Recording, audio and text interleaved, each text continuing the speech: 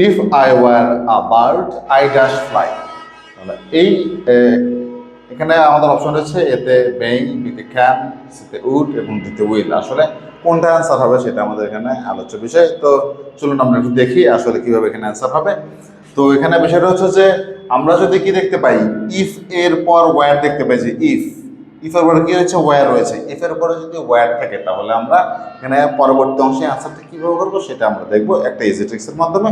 তো চলুন আমরা দেখি, ইফ এর পরে যদি আমরা ওয়্যার দেখতে পাই তাহলে পরবর্তী অংশে সাবজেক্টের পরে, এই যে ইফ এর পরে যদি ওয়্যার দেখতে পাই তাহলে এখানে একটা বাক্যের একটা অংশ রয়েছে, আর একটা মানে এক্সট্রা আর একটা আমাদের অংশ রয়েছে। তো ইফের পরে আমরা ওয়্যার দেখতে পেলে পরবর্তী অংশে আমরা সাবজেক্টের পরে কি অ্যান্সার দেবো সেটা হচ্ছে আমাদের বিষয়। তো আমরা পরবর্তী অংশে সাবজেক্টের পরে আমরা কি দিব, উড দিব, উড প্লাস ভি1 দিব, উড প্লাস কি দিব, ভি1 দিব।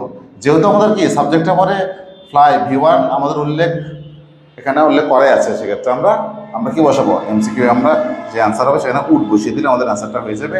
আশা করি বুঝতে পেরেছেন। তো ইফ প্লাস ইফ এর পরে যদি আমরা ওয়্যার দেখতে পাই তাহলে পরবর্তী অংশে সাবজেক্টের পরে আমরা কি দেবো, উড প্লাস ভি1 দেবো। যেহেতু আমার ভি1 রয়েছে তাহলে আমরা কি এমসিকিউ অ্যান্সার অনুযায়ী আমরা উড বসিয়ে দিব, তাহলে অ্যান্সার হয়ে যাবে। আশা করি বুঝতে পেরেছেন। আবার দেখা হবে। আসসালামু আলাইকুম।